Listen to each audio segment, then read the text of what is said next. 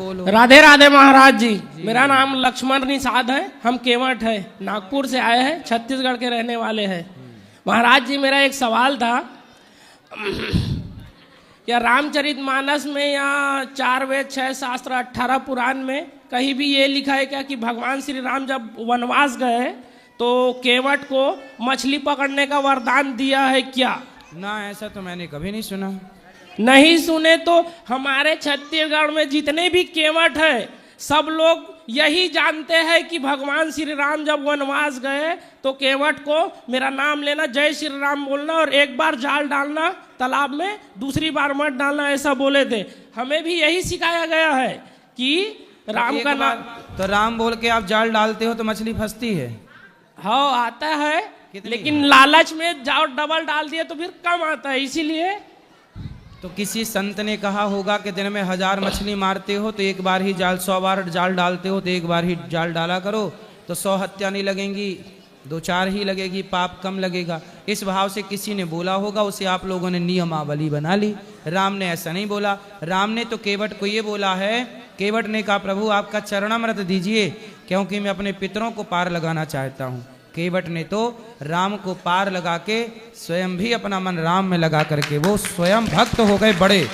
उन्होंने किसी जीव की हत्या नहीं की। हमें सब यही सिखाया गया है कि मछली पकड़ना, खाना और बेचना निषाद और केवट का काम है। हाँ, ये काम तो है, काम तो करते हैं केवट लोग, ये काम उनका है, लेकिन फिर भी कोशिश की जाए कि हम किसी जीव की हत्या क्यों करें। आपकी कथा सुन सुन के अपना हृदय ऐसा परिवर्तन हुआ कि भगवान की कृपा से पकड़ना भी छोड़ दिए, खाना भी छोड़ दिया और बेचना भी छोड़ दिए। फिर कैसे गुजारा होता है? मिस्त्री काम करते हैं, बिल्डिंग बनाते हैं। तो पहले मछली बेच के ज्यादा कमाते थे क्या मिस्त्री से ज्यादा कमा रहे हो? मछली में ज्यादा कमाते थे। कितना? 2000, 2000, 5000 रोज का? हाँ। और अब? अभी वही 2-4 हजार हफ्ते का। और पहले हफ्ते का 2-4 हजार के रोज का? इतवार, बुधवार, शुक्रवार को 3-4 हजार रुपए हो जाते थे। मछली वाला? हाँ। 3 दिन हफ्ते में 3 दिन? हाँ। तो मछली लोग रोज नहीं खाते क्या? नहीं, रोज नहीं खाते। अच्छा, तो केवल शुक्रवार को खाते हैं? इतवार, बुधवार और शुक्रवार। क्यों ऐसा? क्या पता, लोगों ने ऐसा नियम ही बना रखे इतवार, बुधवार, शुक्रवार को खाने का। रोज नहीं खाते?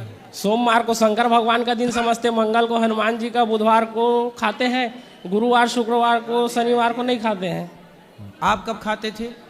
आप भी सोमवार? हम साल के 365 दिन खाते थे, कभी नहीं छोड़ते थे, क्योंकि हम ज्ञान नहीं था, आपकी कथा नहीं सुनते थे। हमको ये सब यही सिखाया गया था ना कि हमारा काम पकड़ना, खाना, बेचना है, तो वही करते थे। कितने तरह की मछली होती है पानी में? हमको तो पता नहीं, आप बताओ। कई प्रकार की मछली होती है, बहुत अनगिनत मछलियों के कई प्रकार हैं। हाँ। अच्छा, तो बाजार में सबसे ज्यादा कौन सी मछली बिकती है? जो सस्ती रहती है वो जल्दी बिकती है और ज्यादा बिकती है। तो कितने रुपए किलो मछली बिकती है? मछली देख देख के 50 रुपए किलो, 100 रुपए किलो, 200 रुपए किलो, 500 रुपए किलो, 1000 रुपए किलो वाली भी मछली रहती है। तो 1000 किलो वाली कैसी होती है? वो एक लाल कलर की रहती है, जब वो कांटा मारती है तो वो तबीयत खराब हो जाता है, बुखार पकड़ लेता है। फिर भी लोग उसको खाते हैं? फिर भी लोग खाते हैं, विटामिन रहता है बोलते हैं।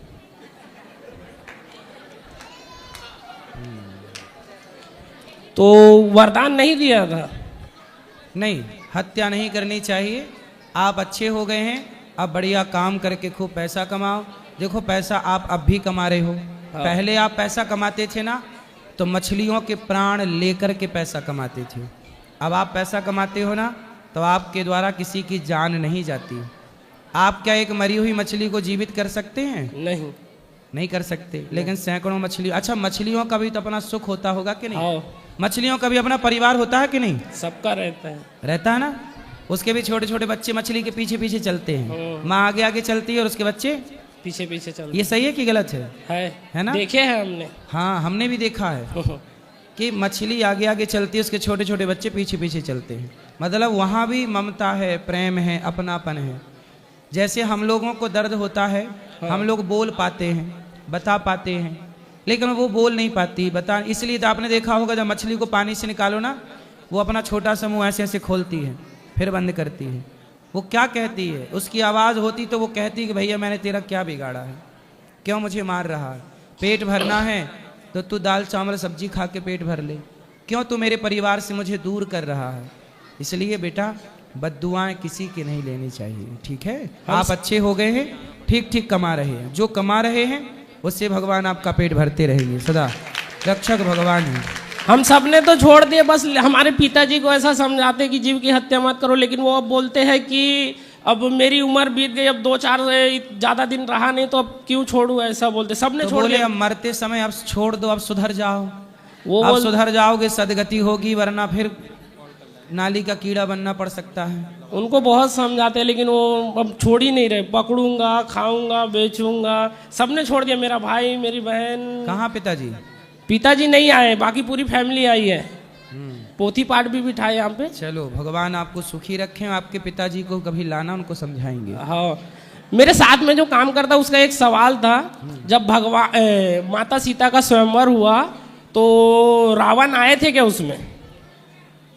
ऐसी किंवदंती है, ऐसी बातें करते हैं लोग। कहा हाँ, कहे जब सीता मैया का विवाह हुआ था ना, स्वयंवर हाँ, उस समय रावण आया था, आए थे, तो उसको निमंत्रण देने कौन गया था, ऐसा वो उसका पूछना है।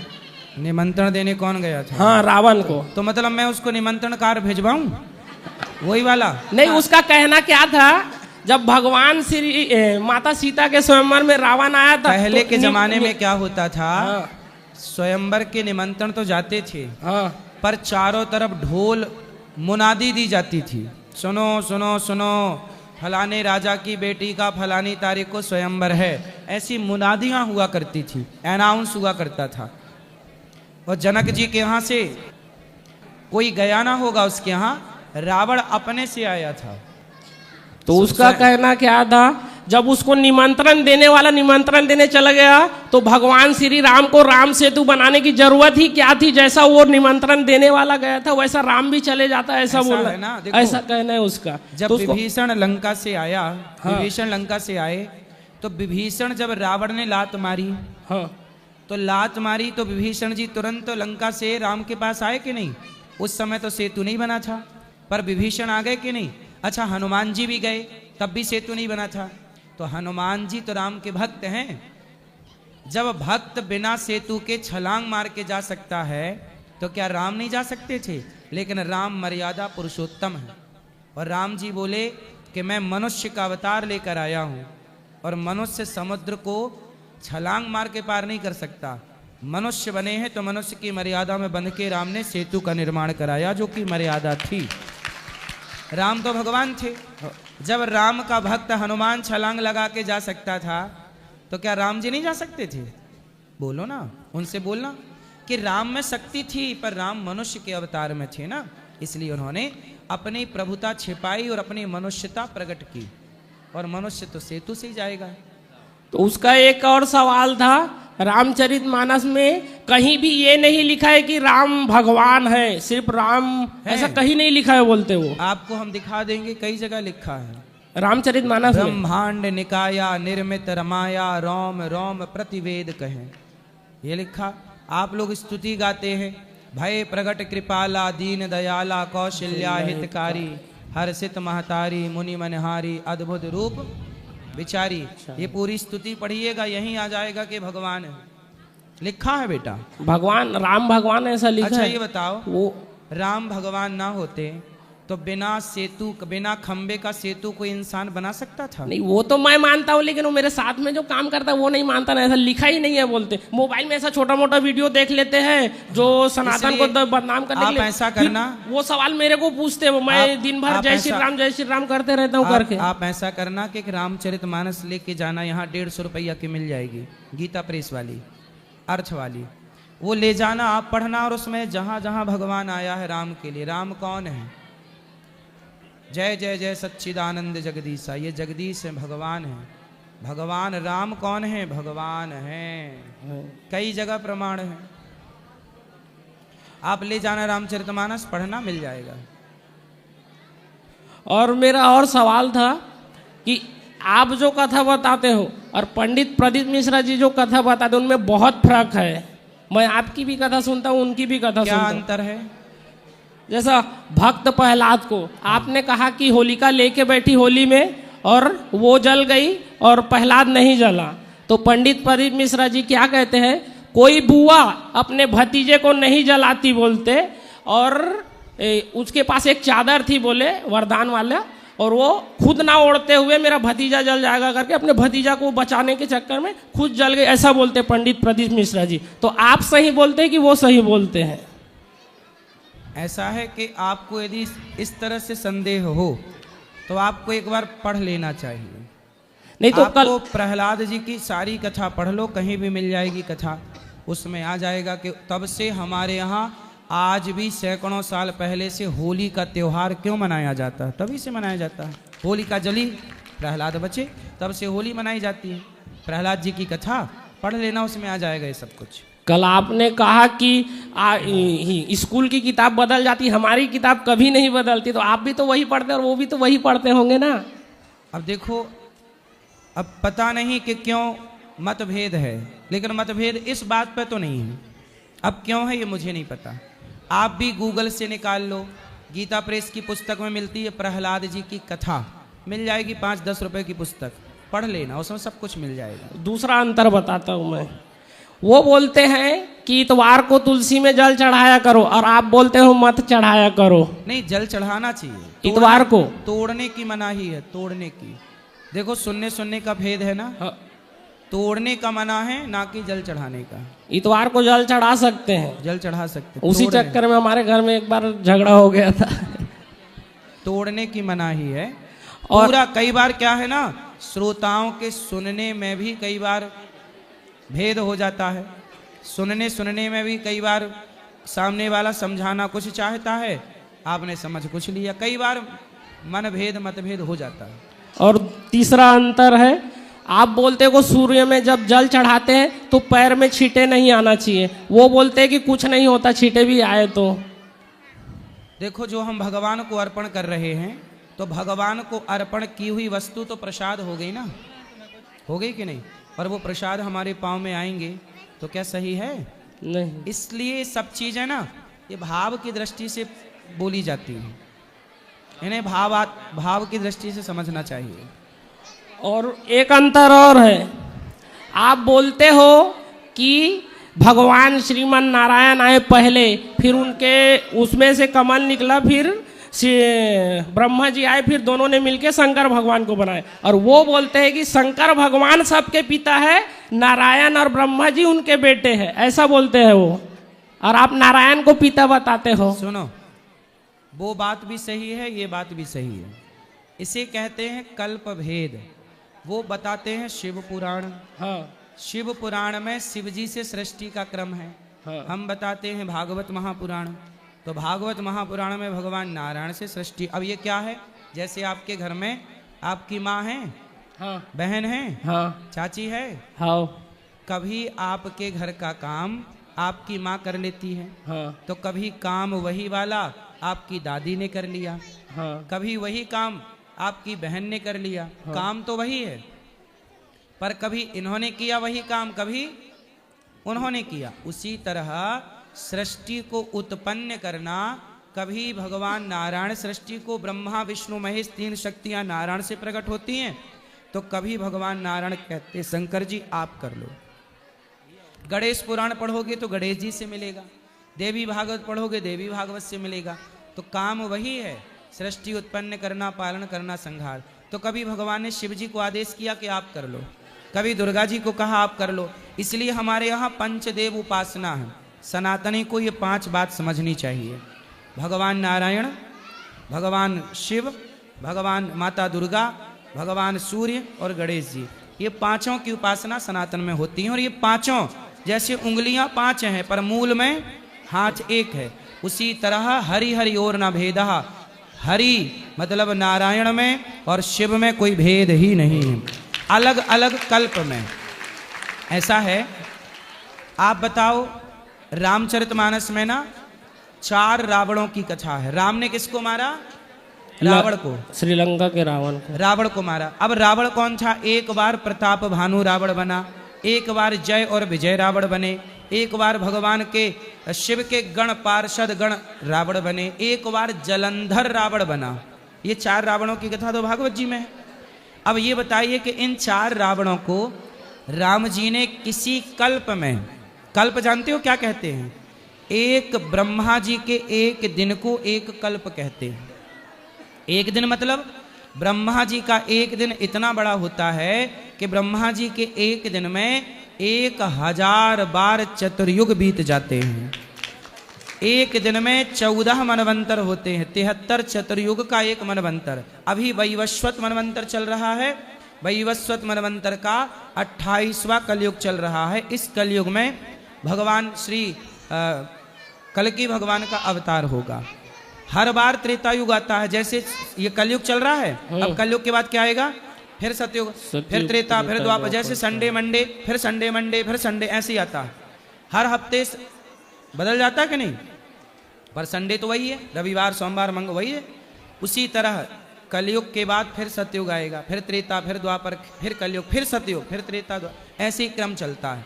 तो धर्म संस्थापनार्थाय संभवामि युगे युगे, किसी किसी युग में भगवान अवतार लेते हैं। तो किसी युग का सृष्टि का क्रम नारायण करते हैं, तो किसी कल्प का सृष्टि क्रम शिव करते हैं, तो कभी गणेश। वही अनेक अनेक पुराणों में अनेक अनेक कल्पों की कथा लिखी गई है। ये भेद केवल इसलिए हो जाता है क्योंकि हम लोग समझते नहीं है, पढ़ते नहीं है, अध्ययन नहीं करते। एक सवाल और था, सोने की लंका कुबेर की थी या शंकर भगवान की थी? भगवान शिव ने बनाई। ये भी कहीं मिलता है। अब जैसे मैंने बताया ना कि मैंने 2 कथा सुनी थी इसके बारे में। सुनो ना, 4 रावणों की तो बात मैंने बताई।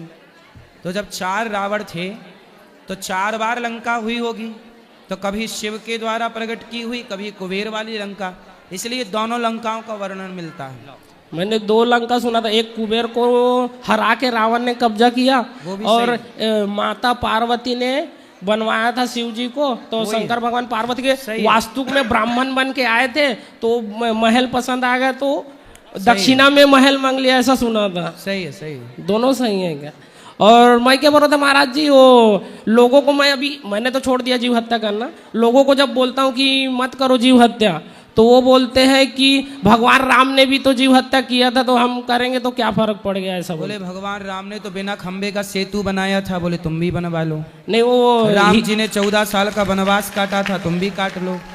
राम ने सबरी को गले लगाया, राम ने निषाद राज को गले लगाया, बोले तुम कितना गले लगा रहे हो लोगों को। नहीं, वो हिरन को मारे ना, इसीलिए उन लोग जीव हत्या के बारे में मानते नहीं। डॉक्टर चूहे को मारते हैं कि नहीं? एक्सपेरिमेंट के टाइम डॉक्टर, जब कोई डॉक्टर बनता है तो अपनी विद्या का एक्सपेरिमेंट कहाँ करता है? जानवरों पर, चूहे पर, बंदर पर। उसी तरह पहले राजाओं को शेर को मारना जरूरी था। शेर को मार के लाते थे, तब समाज का विश्वास जीतते थे। लोग कहते वाह हमारे राजा ने शेर को मार दिया, मतलब बलवान है। ये उस जमाने की शिक्षा का एक हिस्सा था। हिरन को मार दिया मतलब हमारा राजा निशानेबाज है। जैसे डॉक्टर, क्या बिना चूहे को मारे कोई डॉक्टर बन सकता है? तो राम जी राजा हैं, और राजा के लिए कुछ कुछ चीज़ों की छूट होती है। जैसे प्रधानमंत्री हैं, यहाँ प्रधानमंत्री आएंगे तो प्रधानमंत्री की व्यवस्था अलग होगी, और सरपंच आएगा तो सरपंच की व्यवस्था, सबकी व्यवस्था क्या प्रधानमंत्री जैसी हो सकती है? नहीं। ऐसे ही राम राजा हैं, और राजा की व्यवस्था अलग होगी, प्रजा की व्यवस्था अलग होगी। राजा को उस दृष्टिकोण से, शिक्षा की दृष्टिकोण से शिकार करना उनका धर्म था। वही क्या बोल रहा था महाराज जी। और हमारे साथ जो काम करते ना, बहुत से लोग ने यीशु प्रभु में धर्म परिवर्तन कर लिया। उसको कैसे समझाऊं? बहुत समझाता हूँ, नहीं समझते वो लोग। वो क्या धर्म परिवर्तन करके क्या बन गए? यीशु प्रभु में चले गए, हमको उसमें लाभ मिलता है। यीशु प्रभु कब से हो गए? ऐसा वो लोग बोलते हैं, मैं नहीं बोलता। मैं तो उनको आप जो जैसा समझाते हो वैसा समझाता हूँ मैं। देखो किस तरह से क्रिश्चियन लोग यीशु को पहले प्रभु बता रहे हैं, ताकि उनको लगे कि यहाँ भी प्रभु है राम जी, वहाँ भी प्रभु, थोड़ा मिलता जुलता। बाद में फिर वो अलग पाठ पढ़ा देंगे कि नहीं। अब सोचिए कि क्रिश्चियन लोग ये धर्म परिवर्तन करा रहे हैं। ये भारत के सबसे बड़े दुश्मन हैं, वो जो सनातनी की अखंडता को तोड़ने में लगे हैं, सनातनियों की। इसलिए हम सबको मिलकर इनका विरोध करना चाहिए। मैं बहुत समझाता हूँ उनको, नहीं मानते। वो लोग मंदिर बनाना छोड़ के चर्च बनाना चालू कर दिए। पूरे मध्य प्रदेश में बहुत सारे चर्च बनाना चालू कर दिए उन लोगों ने, हिंदू लोग। हाँ, मध्य प्रदेश में चर्च बनाना चालू कर दिए, क्योंकि बुद्धि भ्रष्ट हो गई ना। मैं बहुत समझाता हूँ। जैसे कैकई को मंथरा ने भड़का दिया था, ऐसे आज सनातनियों को कुछ लोग भड़काने में लगे हुए हैं। राधे राधे महाराज जी। सवाल तो बहुत है लेकिन बाकी लोगों को और देना इसे